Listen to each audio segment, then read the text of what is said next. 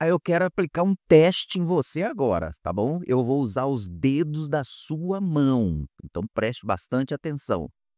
Eu quero que você avalie 8 situações. Eu vou falar sobre 8 situações. E você vai aí contando nos seus dedos quantos que você já experimentou. Quantos que você já experimentou, quantos que você já participou ou que você se envolveu. Entendeu? Coloque suas mãos aí em posicionamento. Eu tô de olho em você, hein? A mesma distância.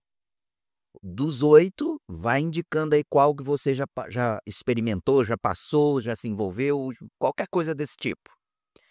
Número 1, fofocas e boatos. Você já fez isso? Levanta o dedinho aí, bota o dedinho aí, não levanta muito alto não, senão o pessoal vê. Mentira, você já mentiu? Negatividade constante ou pessimismo. Você já teve assim por um prazo longo da sua vida, alguns dias ou semanas, onde você foi muito negativo ou pessimista? Número 4, vamos ver aí o dedo da sua mão. Procrastinação. Se você pudesse deixar algo para amanhã, você deixaria para o mês que vem. Número 5, você já participou de alguma discussão sem propósito e, na verdade, você até faltou com respeito com uma pessoa? Uma discussão sem propósito. Número 6, conteúdo digital sem valor. Você já ficou lá navegando pelo feed, só vendo besteira, nada que te ajude em absolutamente nada? Número 7, comparações constantes com os outros. Você se compara com outra pessoa? E por último, não sei quantos dedinhos você levantou, críticas não construtivas. Criticar somente pelo fato de criticar. Críticas construtivas é pelo menos quando você também oferece à pessoa uma alternativa. Agora, quando você só detona e critica por criticar e não apresenta nada melhor, é crítica. Crítica destrutiva, na verdade. Talvez as coisas não estejam bem na sua vida exatamente por causa da quantidade de dedos que você levantou aí agora. Sejam bem-vindos, meu nome é Reginaldo e olha, de coração, adoro que me chama de Regi. Eu me sinto íntimo. Não esqueça de algumas coisas. Lance a sua presença. Esse curso é de doutrina e convênios. Não importa em qual lugar da galáxia você mora, você pode lançar aqui conosco, desde que você não esteja fazendo doutrina e convênios onde você mora. Esses créditos daqui do curso fica valendo para onde você mora, para você receber o diploma. Segunda coisa, senta o dedo no sininho. Primeiro você precisa fazer parte do nosso grupo aqui do YouTube, né? Por favor, se inscreva. E ao se inscrever, aciona o sininho que vai te lembrar das coisas. Deixa eu te falar, até o diabo compartilha. Por que nós não podemos compartilhar? Existe uma coisa chamada, que eu esqueci o nome agora, mas é o que faz com que a coisa vá para frente. Algoritmo, lembrei. É o algoritmo. Quanto mais você compartilhar, quanto mais comentários você fizer, mais o instituto pode chegar a outras pessoas, tá bom? Vamos lá então? Hoje eu quero levar vocês em Doutrina e Convênios na sessão 50 e eu estou muito animado. Essa sessão aconteceu em 1831. Olha, a igreja continua com 1 ano de idade. E o que é interessante é que os membros daquela época, eles não sabiam como discernir espíritos. Agora vem uma pergunta que eu vou fazer até baixinho aqui no seu ouvido.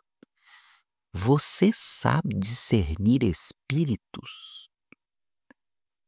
Pensa aí agora. Você sabe?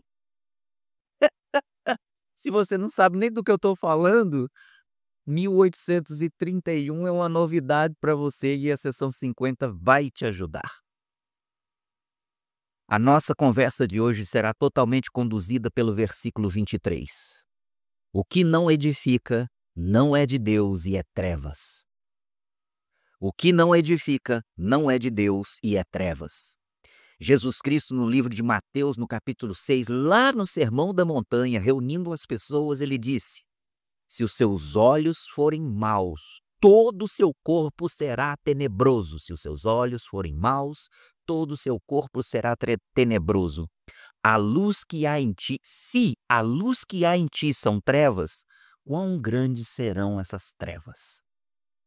A forma como nós vemos o mundo, a forma como nós analisamos as pessoas, as coisas que comentamos, a forma pessimista de enxergar as situações da vida e do mundo podem transformar nosso corpo em algo tenebroso. Eu não estou falando de possessão demoníaca. Eu estou falando de um espírito diferente em nós mesmos, que não é a essência de Deus. Você já olhou para alguém e o aspecto, o olhar da pessoa era mau? Você se sentiu mal? Não é nenhuma forma de julgamento, não. Você olhou para alguém e você já percebeu, essa pessoa é má. Ela está pensando má. É, na minha época falava que tem gente que tem o olho que seca até pimenteira. Eu achava isso tão engraçado.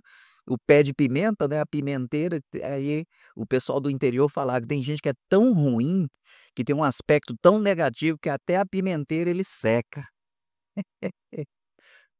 Queria que você se autoavaliasse. Como você avalia o seu olhar? Bom, médio ou ruim? A forma com que você olha o mundo, as pessoas ao seu redor, ela é boa? Ela é uma visão média ou é ruim?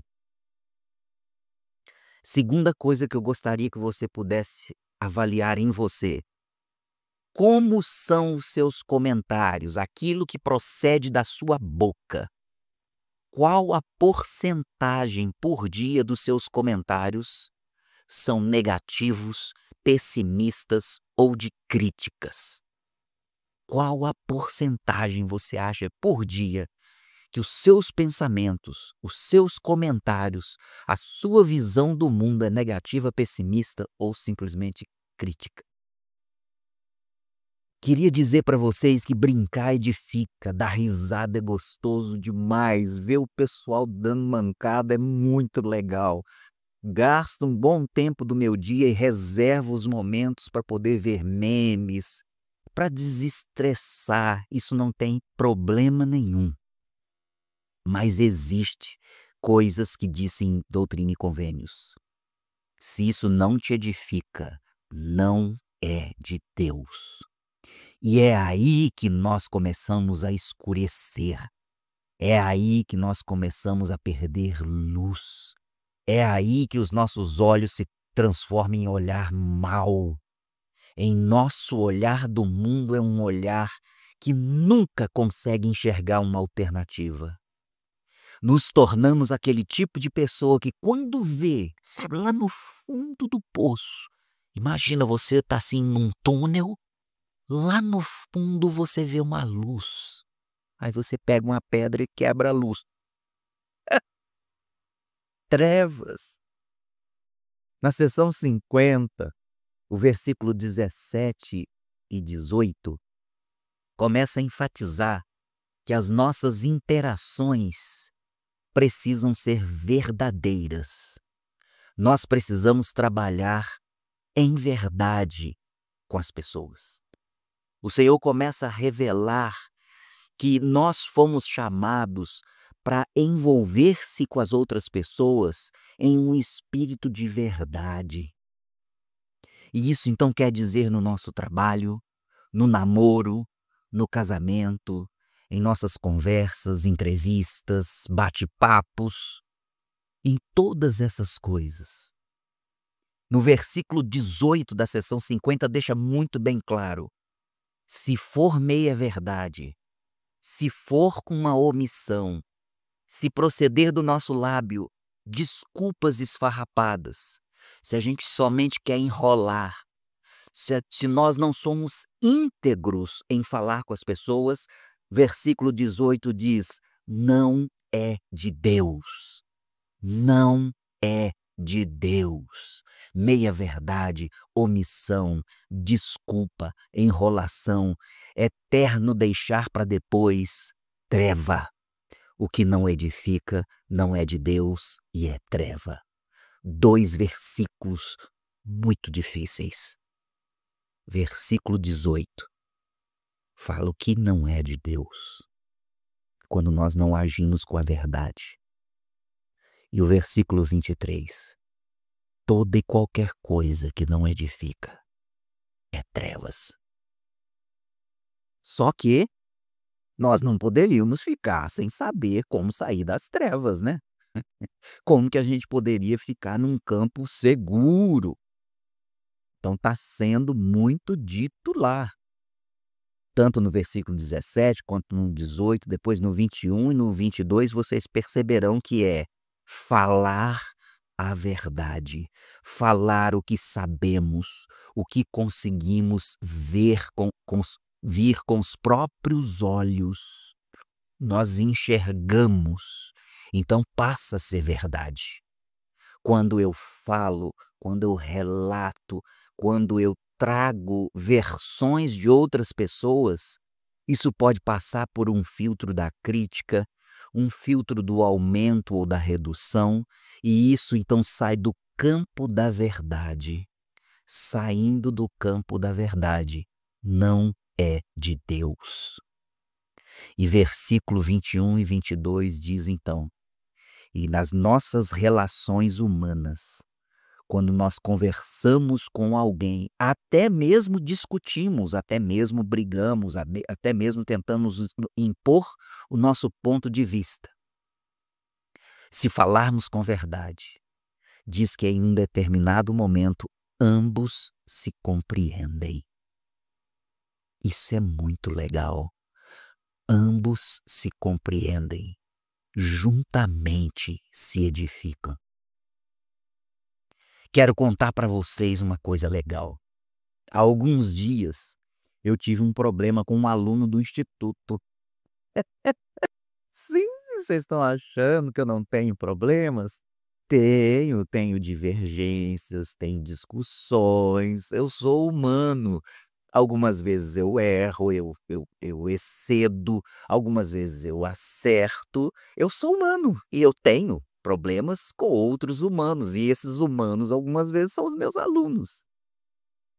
A pessoa então me chamou, me mandou um áudio me esculachando. Só não me chamou de santo dos últimos dias, o restante chamou. E eu então pedi para conversar pessoalmente com essa pessoa, eu achava melhor do que troca de mensagens, né. E essa pessoa sentou próximo a mim, me olhou nos olhos, e essa pessoa disse a parte dela, a verdade dela, o que ela estava vendo com o olhar dela, o que ela havia ouvido sair da minha boca, o que ela tinha observado em mim, e a conversa foi muito dura. A exposição dessa pessoa foi muito honesta, verdadeira e dura. Eu então pude expor a minha visão, pude fazer os meus comentários. Eu pude então explicar o que estava passando na minha cabeça, o que realmente era na minha visão. E agora, isso aqui é o freio, tá, gente? Ah, parou. Todas as vezes que alguém falar que se ofendeu com você, você não pode falar assim: "Já que você se sentiu ofendido, tã-tã-tã, tã-tã-tã", não. Não é que a pessoa se você se sentiu ofendido, então nós precisamos sempre falar: "Você se ofendeu, eu te ofendi, me desculpa". Se você por um acaso se ofendeu, não é assim, não, a pessoa está ofendida, tanto que ela está com raiva. Então eu cheguei para ela, falei: "Olha, eu te ofendi, eu queria te pedir perdão. Mas eu falei isso, isso e isso, pensando nisso, nisso, nisso, nisso. Não sei se você entendeu bem, mas eu te ofendi. E quando isso foi do fundo do coração, ela falou completamente a verdade, de uma observação que ela tinha feito sobre mim. Quando eu passei para ela a minha observação do que eu estava fazendo, ambos regozijamos, ambos entendemos, ambos nos edificamos, ambos nos abraçamos, ambos tivemos oportunidade de sair melhor.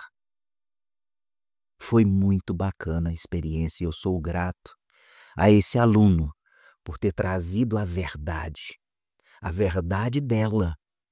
Mesmo que poderia ter sido totalmente equivocado, era a verdade dos seus sentimentos e trouxe a mim.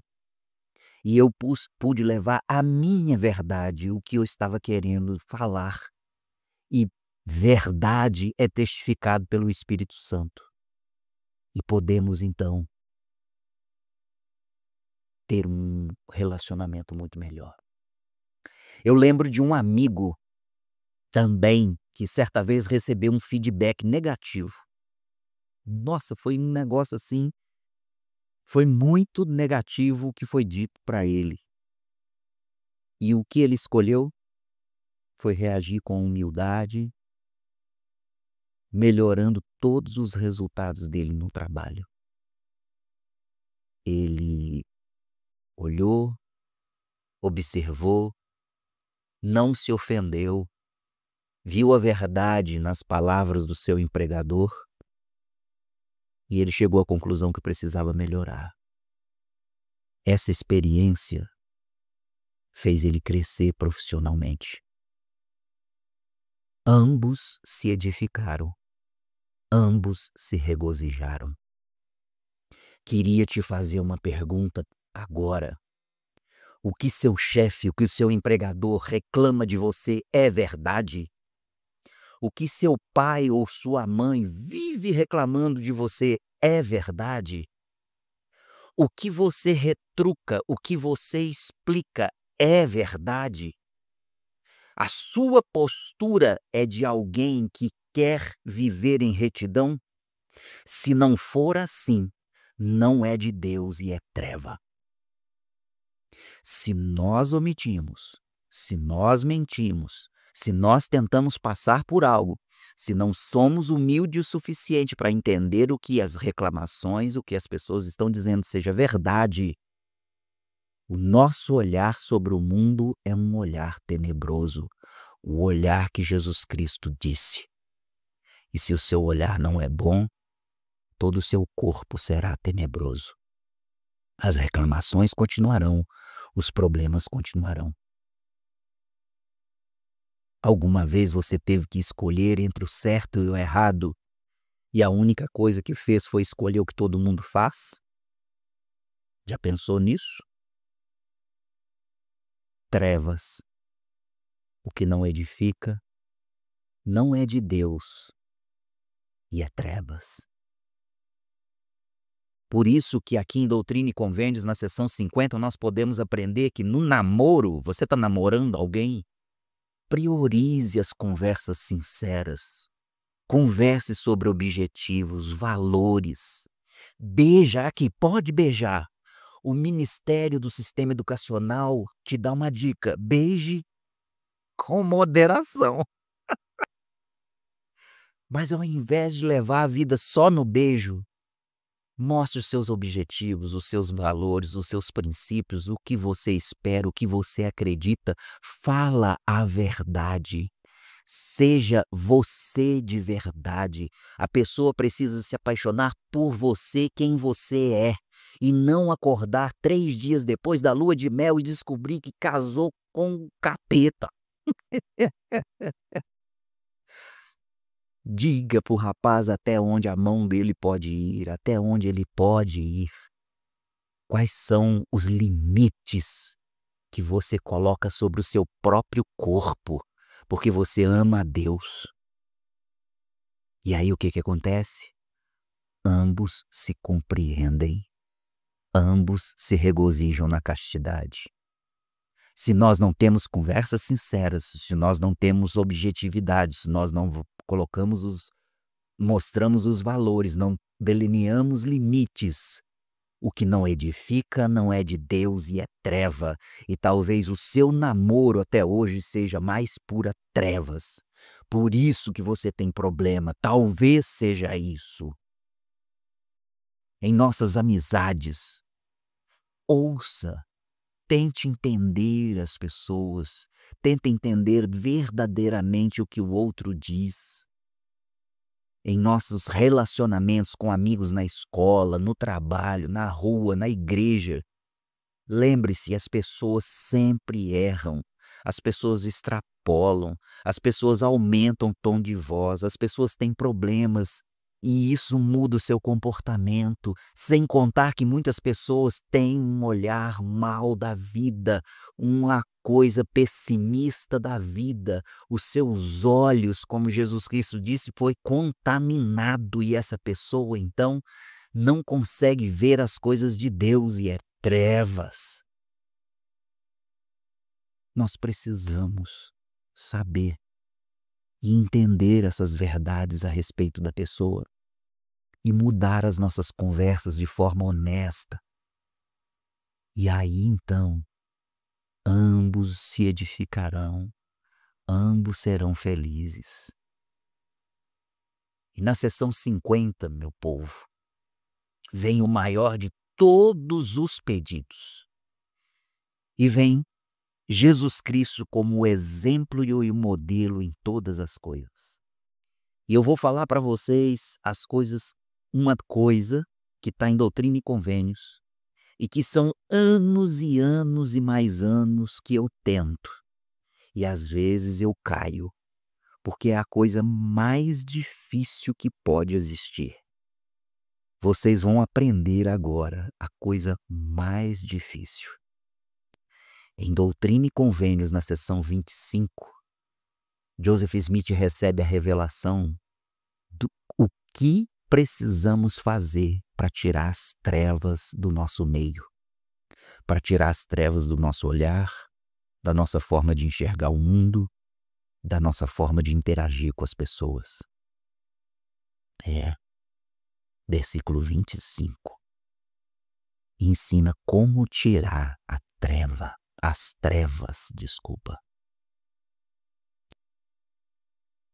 No versículo 26, vem o segredo.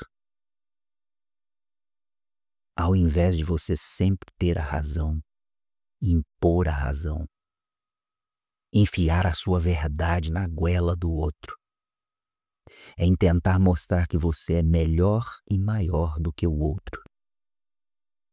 É o que Jesus Cristo revela para Joseph. Você precisa ser o menor e o servo de todos. Foi o que Jesus Cristo fez no dia do lava-pés. Ele era o Rei dos Reis. Ele era o Deus de Israel, o Deus de Abraão, Isaque e Jacó. Aquele que fez todas as coisas foram feitas por ele, e sem ele nada do que foi feito se fez. Aquele que tem domínio sobre todos os elementos.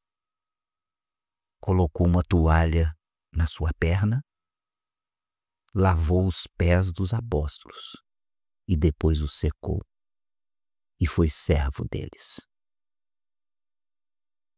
Ser servo das outras pessoas talvez seja uma das coisas mais difíceis.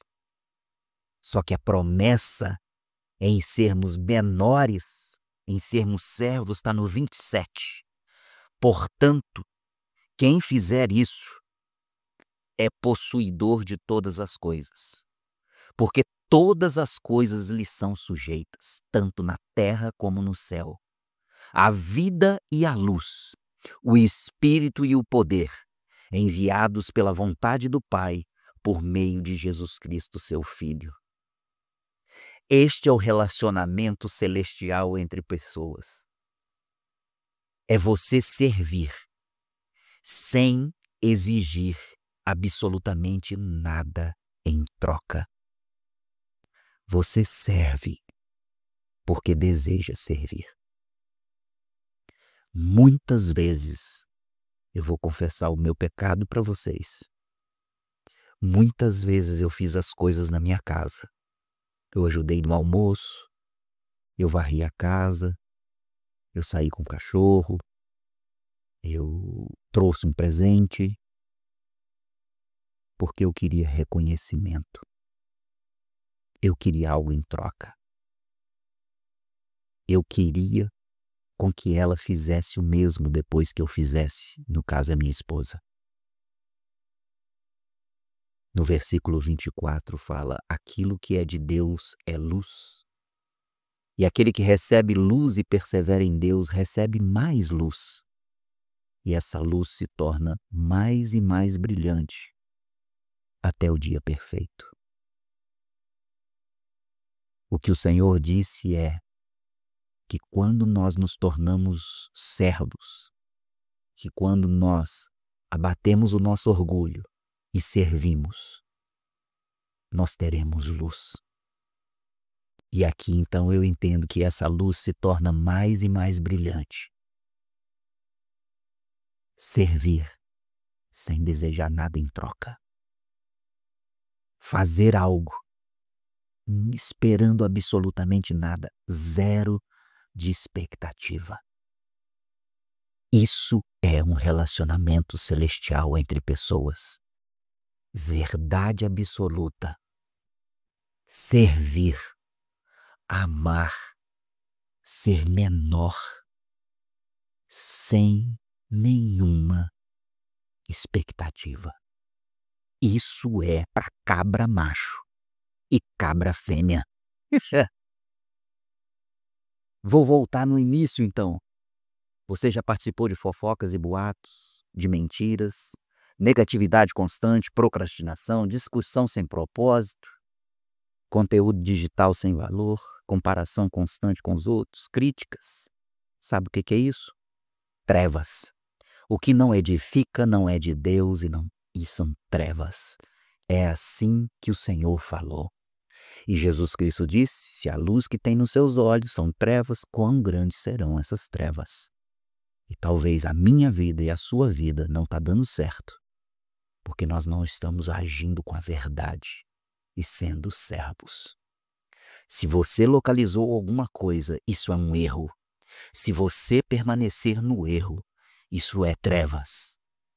Por isso que eu quero, novamente, hashtag não tenho compromisso com erro. Compromisso com erro não é de Deus, não edifica, é treva.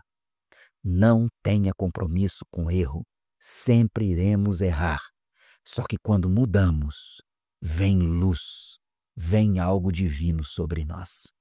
Que esse podcast ajude a sua vida e coloque nos comentários hashtag não tenho compromisso com erro, porque nós somos da luz. Em nome de Jesus Cristo. Amém.